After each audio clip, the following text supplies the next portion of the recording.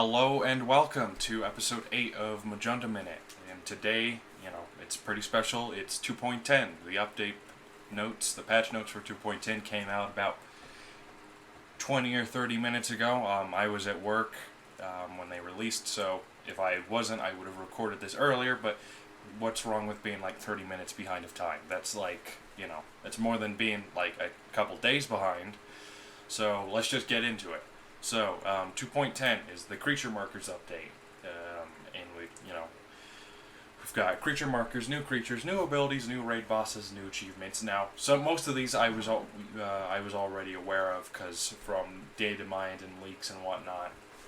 But we've got a few new improved things. We've got a better drone targeting system. We've got VIP communication updates and some creature updates. We'll get to those later. So, starting off, creature markers. So, the Jurassic World Life community, if you remember the voting thing, the top voted feature is the creature markers, which is a little thing that allows you to mark certain creatures with a priority. That'll more or less be there to remind you of specific things that you are interested in, or certain goals. Simple as that. Now, okay, moving on, new creatures. We've got Argenteryx, it's an epic, Archaeopteryx and Argentavis.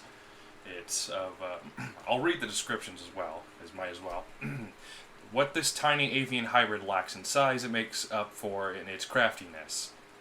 DPG members have observed this flyer using pebbles to break the shells of nutritious eggs and large insects.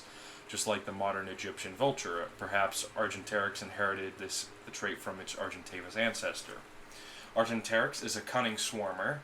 Use Argenteryx to swap in distraction and absorb to outlast fierce opponents, and its multiple rampage abilities to deal heavy damage. And Argenteryx has Alert, Bluff, and Strike, Evasive Rampage, Fearless Alert, and Delayed Cunning Rampage. Swap in Distraction, Alert on Escape Evasion, and Absorb, and we don't know of its resistances. Megalotops. This is one I'm really excited for. This is the one other one I'm excited for. Megalotops. It's Megalonyx and Nazutoceratops. It's an epic. Unlike other giant ground sloths, Megalotops lives alone in deeply wooded areas. Unique species of moss and algae grow in the underfur of this mysterious creature, which blossom into beautiful flowers once their seeds reach the forest floor. Megalotops is a wild card counterattacker. Use Megalotops' counter, stun, and camouflage to bewilder opponents and deal damage with its strike, and impact, and rampage. So, Megalotops has Determined Strike, which is a new one. I'll get to the new abilities later. Distracting Impact, Camouflage, Cautious Rampage, Stunning Alert, Armor-Piercing Counter, and Camouflage on Escape. Got that? Alright, Glyptoceros. Stegosaurus and Glyptodont. It's a legendary. The description, osteoderms, like those of the Glyptodont, cover the tail of this hybrid. Glyptoceros uses this armored tail to shake the earth in jousting displays and mark trees at the edge of herd territory. Also, if you're wondering if I'm ecstatic or speaking quickly, I want to get through these notes. Not only because this is kind of my second time of reading them, but also because I want to get to the actual discussion and things I'm excited for. Glyptoceros is a cunning and resilient stunner. Swap to Glyptoceros in battle to trigger its swap and alert and stun. Use its cunning strike and instant charge to take out target opponents and deal your knockout blows with its impact and rampage. And Glyptoceros has cunning strike, instant charge, resilient impact, critical rampage, and alert, swap, and stun. Alright, Rainchin Scion of Raichenia and Amphicyon. Ever heard of a wolf in sheep's clothing? The tricky predatory Rainchin uses its resemblance to its hybrid parent Raichenia to infiltrate the flocks and prey upon weaker specimens. Unfortunately, Raichenia can still outrun this dastardly hybrid. Rainchin is a cunning and fierce hit and runner. Use Rainchin's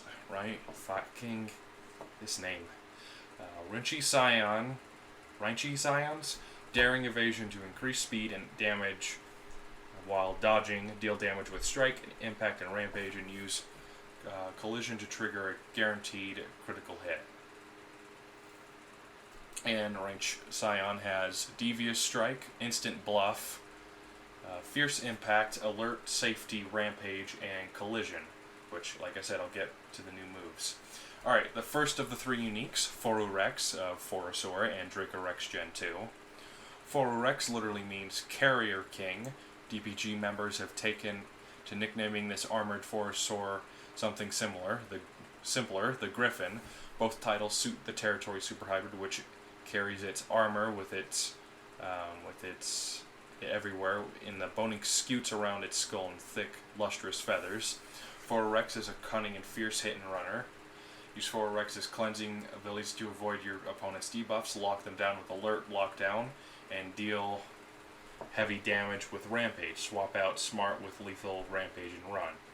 And Forurex has Daring Rampage, Critical Sidestep, Stunning Obstruction, Cautious Cunning Rampage, Lethal Rampage and Run, and Alert Rending Lockdown. Second unique hybrid, the one that won the poll, Indotaurus, Carnotaurus, and Indominus Gen 2. The fierce Indotaurus is a fusion of Carnotaurus and Indominus Rex, two predators that have hunted near the top of the Isla Nublar food chain. Could there be a new Isla Nublar Alpha in our midst? Indotaurus is a fierce, stealthy creature. Use Indotaurus's multiple dodge abilities to avoid taking damage, and some of your own every time it survives attack. Indotaurus's Cleansing Rampage will give you the edge against vulnerability-inducing creatures while also dealing damage. And Indotaurus has Fierce Strike, Intimidating Impact, Cleansing Rampage, Revenge Taunting Cloak, Pesky Alert, and Greater Rending Counter. And finally, the last unique, the one I'm really excited for, I'm really happy for this, Androtops, Androteuton, and Archetops. Androteuton has a unique skill among the creatures of Dressgold. Like the modern Argentinian Tegu, this hybrid can raise its own body temperature, becoming a temporarily warm-blooded reptile. DPG specialists believe that this capability may come from its mammalian ancestry. Androteutops is a wild card, jack of all trades. Swap to Androteutops to trigger its lockdown. Stay ahead of your opponent with counter vulnerability and cleansing effects, then take them down with its impact and rampage.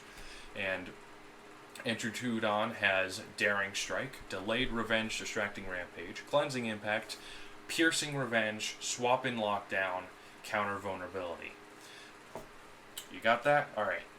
And yeah, Androteutops is the one I'm the most excited for, besides Megalotops.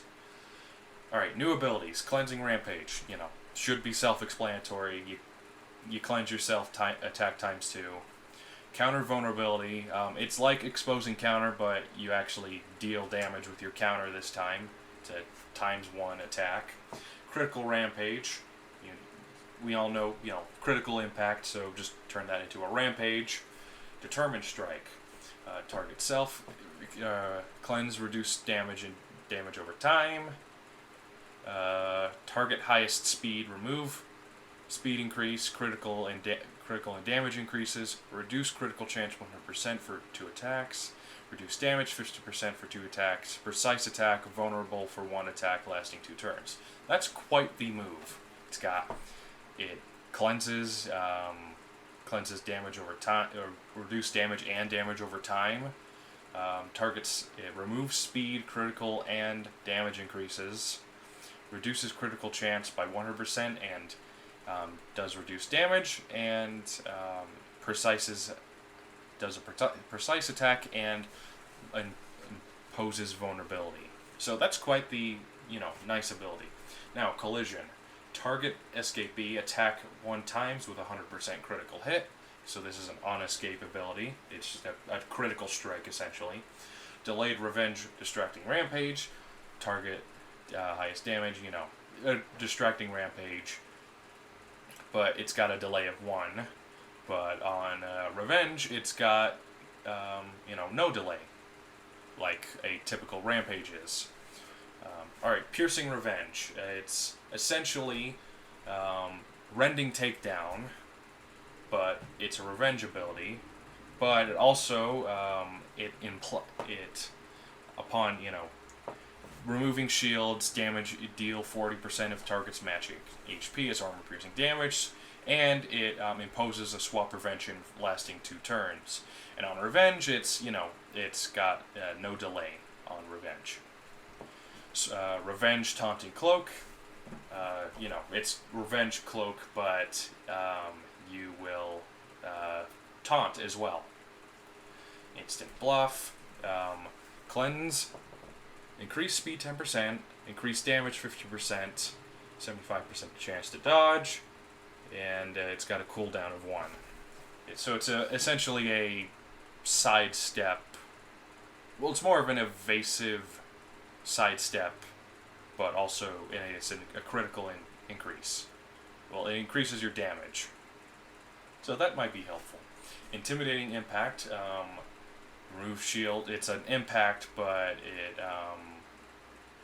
times 1, vulnerable for 2 attacks. This one, yeah. Remove shields, bypass armor, and imposes vulnerability. Pesky Alert, which is an on-escape move. When secure, you'll impose cloak on yourself. And while you're threatened, your cloak does slightly more damage. Alert Safety Rampage. While secure, cleanse self. Target highest damage, attack times 2. And so it's just a cleansing rampage and run.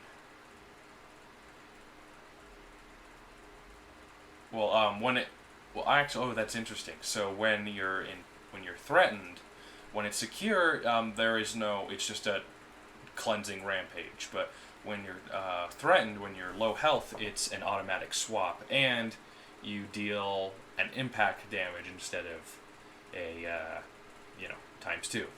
Alert Swap and Stun. It's swap and stun, but it's a 100% chance to stun. But when you're threatened, it's a 33% chance. Stunning Obstruction, target escapee, swap prevent, lasting 2 turns, attack times 1, 100% chance to stun, lasting 1 turn. Alert Rending Lockdown, self, unable to swap this is a swap-in move. Unable to swap, target's highest HP, attack, swap prevention, lasting 2 turns, deal 0.4 times of target's max HP as damage while threatened. When you're threatened, you do slightly less damage when you swap in.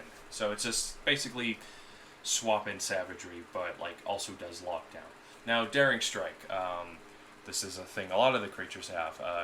Cleanse damage over time and vulnerability. Target lowest HP. Attack times 1. Bypass armor. Reduce damage for 2 turns.